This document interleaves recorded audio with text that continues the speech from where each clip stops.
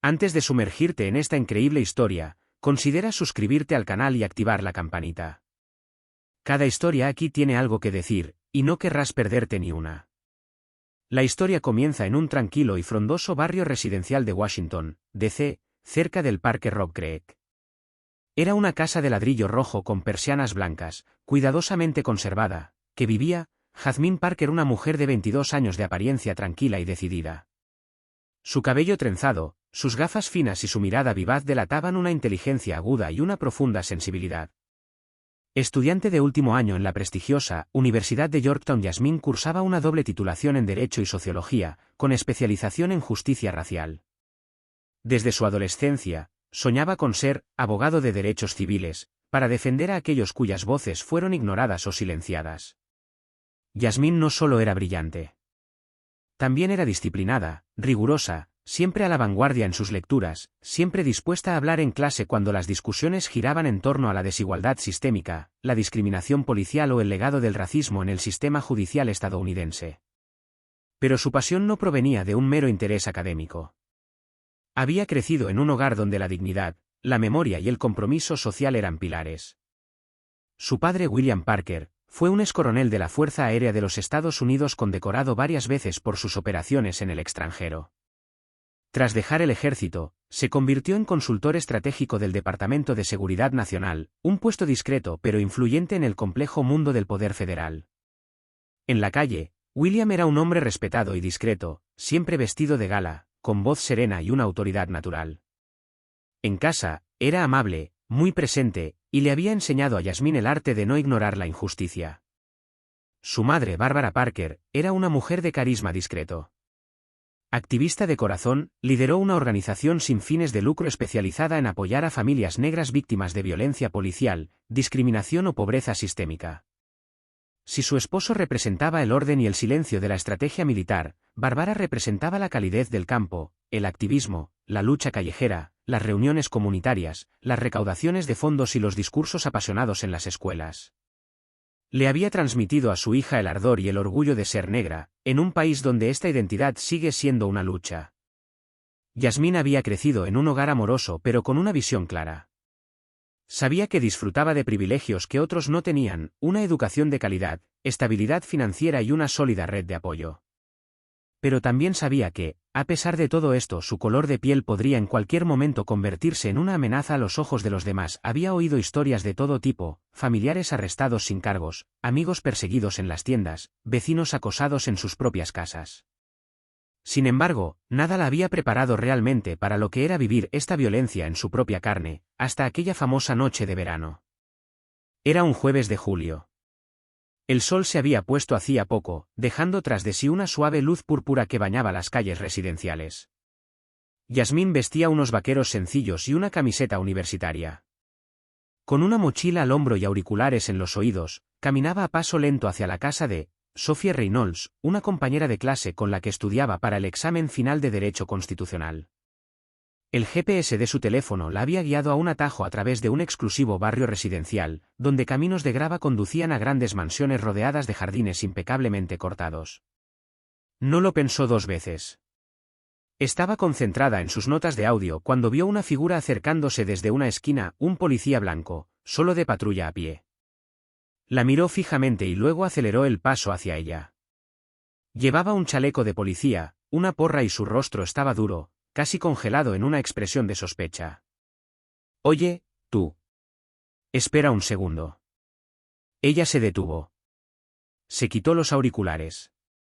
«Buenas noches, oficial». «¿Qué estás haciendo aquí?», preguntó secamente, sin saludar. «Voy a casa de un amigo. Estamos estudiando para los exámenes». Ella le mostró su teléfono, con la dirección impresa en la pantalla, pero él solo lo miró rápidamente antes de volver a mirarla. «Este barrio no es lugar para gente como tú, ¿verdad?». La frase cayó sobre Jasmine como una bofetada. Gente como tú había de todo: desprecio, estigmatización, sospecha. Podría haberse indignado, gritado, protestado. Pero simplemente respondió con calma. «¿Indulto? No perteneces aquí. ¿Quieres que te diga por qué te arresté? Pareces sospechoso. Podrías encontrar una casa para robar». Yasmín sintió que se le aceleraba el corazón. Conocía muy bien estas situaciones, pues las había estudiado en clase y leído en informes judiciales.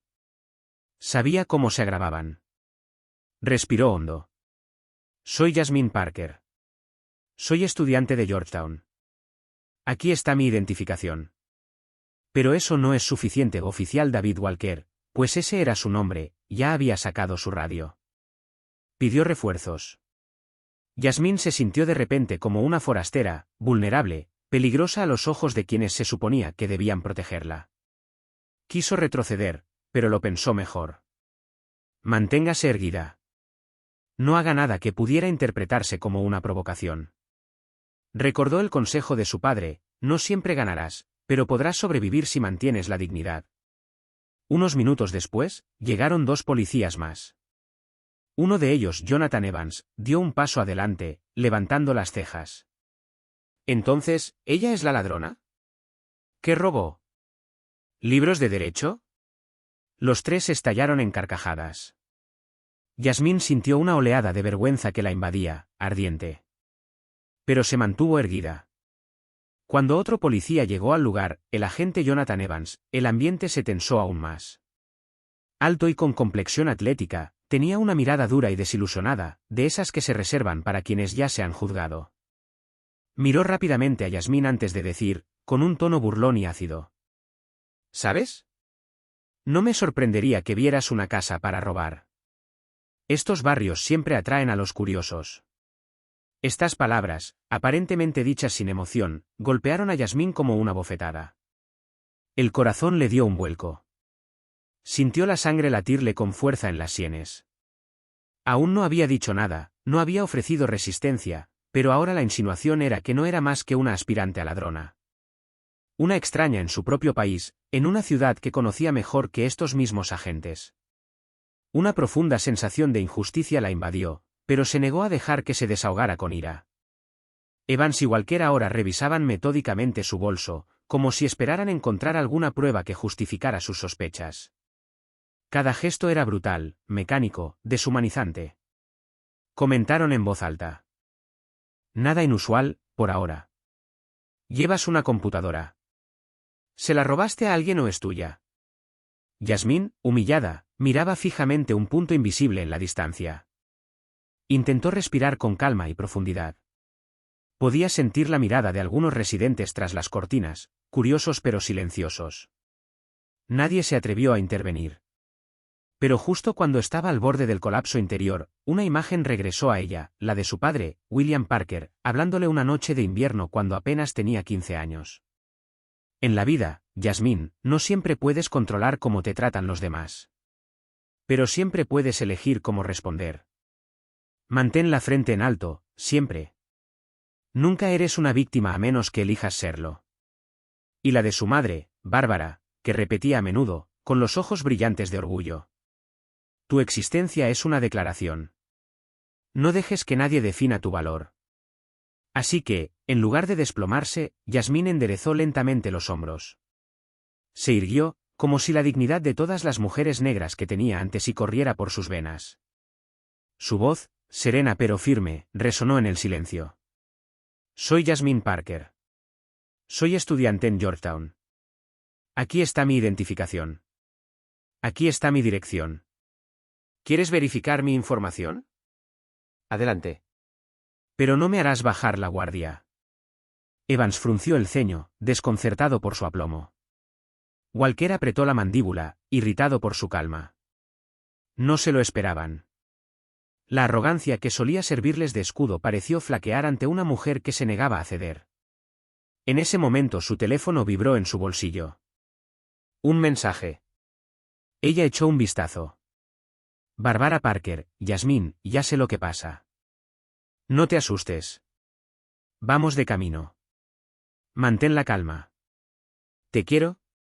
Ese simple mensaje fue como un soplo de aire fresco en una habitación sofocante.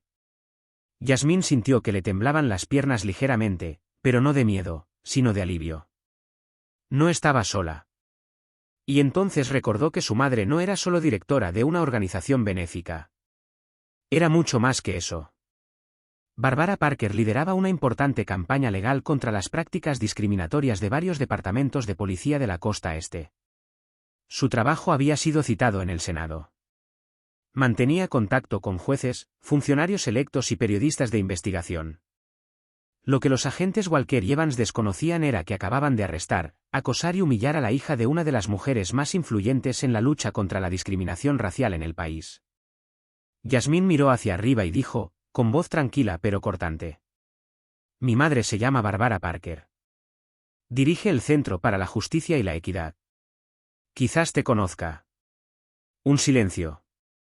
Walker frunció el ceño. Evans arqueó una ceja, luciendo repentinamente menos seguro. ¿Eres la hija de Barbara Parker? Él murmura. Sí. Te sugiero que revises tus registros. Momentos después, una llamada de radio crepitó en el auricular de Evans. Retrocedió lentamente, escuchando atentamente. El tono del oficial al mando parecía firme. Se había dado una orden. Entonces, sin siquiera una palabra de disculpa, la policía liberó a Yasmín. Evans simplemente dijo vagamente: Puedes irte. Pero Yasmín no se movió de inmediato. Los miró fijamente y luego dijo: No solo me arrestaron. Me humillaron. Me juzgaron por el color de mi piel. Y no dejaré que eso quede impune. Entonces giró sobre sus talones, con la espalda recta y la cabeza bien alta. Detrás de ella, los dos policías permanecieron paralizados, dándose cuenta demasiado tarde de que quizá acababan de desatar una tormenta que no estaban preparados para afrontar. Los días siguientes fueron un torbellino para Yasmín. Podría haber optado por pasar página, intentar olvidar la humillación, retomar el camino donde lo dejó. Pero algo en su interior había cambiado. Ahora sentía una responsabilidad mayor que su propio dolor: alzar la voz, denunciar y no dejar que esta injusticia se convirtiera en otro episodio olvidado. Con el apoyo incondicional de su madre, Barbara Parker, y su padre, William, Yasmín decidió no callarse. Rápidamente establecieron una estrategia clara: demandarían a la policía por discriminación racial abusiva y acoso. Pero esta medida no era solo legal, sino profundamente simbólica. Yasmín sabía que esta no era solo su lucha. Era la lucha de miles de personas, cuyas voces nunca se habían escuchado como lo harían. Barbara activó su red como un director de orquesta. En cuestión de días, un equipo de abogados de derechos civiles se había formado alrededor de Yasmín, incluyendo exfiscales, expertos en justicia penal e incluso un reconocido profesor de derecho constitucional. Presentaron una denuncia federal rigurosamente argumentada, respaldada por pruebas, grabaciones, testimonios de residentes, fotos de Yasmín esposada sin justificación, un informe del superior jerárquico de los policías involucrados. Todo fue organizado meticulosamente. El juicio se convirtió rápidamente en un evento mediático nacional. Las cadenas de noticias cubrieron el caso con vehemencia. Surgieron debates en televisión. ¿Quién era Yasmín Parker? ¿Cómo era posible que una joven negra, respetuosa y sin antecedentes penales fuera tratada con tanto desprecio en la calle? El problema del racismo sistémico en las fuerzas del orden volvió a ser noticia. Ante esta presión pública, el Departamento de Policía se vio obligado a iniciar una investigación interna. La unidad donde trabajaban los agentes Evans y Walker fue sometida a una auditoría completa. Varias quejas anteriores, silenciadas durante mucho tiempo, reaparecieron en los periódicos. Se alzaron voces, algunas anónimas, otras con valentía y franqueza. Una amarga verdad se revelaba poco a poco: Yasmín no era la excepción. Era la prueba viviente de un sistema profundamente defectuoso. Pero lo que más conmovió a Yasmín fue la efusión espontánea de apoyo proveniente de todas partes. Exmilitares, admirando la rectitud de su padre, le enviaron cartas. Profesores universitarios hablaron de su valentía en sus clases. Activistas, madres, estudiantes de secundaria e incluso funcionarios electos locales publicaron mensajes a su favor. La invitaron a hablar en un importante mitin en Washington. Ese día, ante una multitud inmensa, Yasmín subió al escenario. Ya no era solo la joven humillada por dos policías. Era una mujer de pie, una voz clara, un símbolo.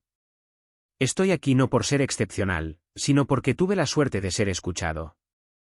Mi deber ahora es hablar en nombre de quienes siguen siendo ignorados. Lo que viví es inaceptable. Lo que miles de personas viven a diario lo es aún más. Y mientras esta realidad exista, seguiremos luchando. El juicio duró varias semanas. Cada audiencia reveló más sobre la disfunción interna del departamento de policía. Los abogados de Yasmín destacaron un preocupante historial de quejas ignoradas, faltas de conducta minimizadas y prácticas discriminatorias toleradas en silencio. Los agentes involucrados intentaron defenderse, pero ante la creciente evidencia y la claridad del testimonio de Yasmín, su credibilidad se desmoronó. El veredicto finalmente llegó. El tribunal falló a favor de Yasmín Parker. La policía no solo fue declarada culpable de discriminación, sino que la sentencia incluyó una serie de recomendaciones vinculantes para reformar la unidad en cuestión. Se estableció una comisión de supervisión independiente. Los agentes Evans y Walker fueron suspendidos, a la espera de nuevas medidas disciplinarias. Pero más allá del veredicto, fue el impacto social del caso lo que dejó una huella imborrable. Se publicaron artículos a fondo en El Atlántico, el New York Times y El Mundo. Las escuelas estudiaron el juicio como un caso clásico.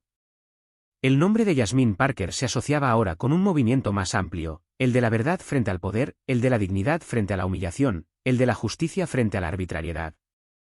Ella ya no era solo la que había sido detenida injustamente. Ella se había convertido el que se negó a permanecer en silencio.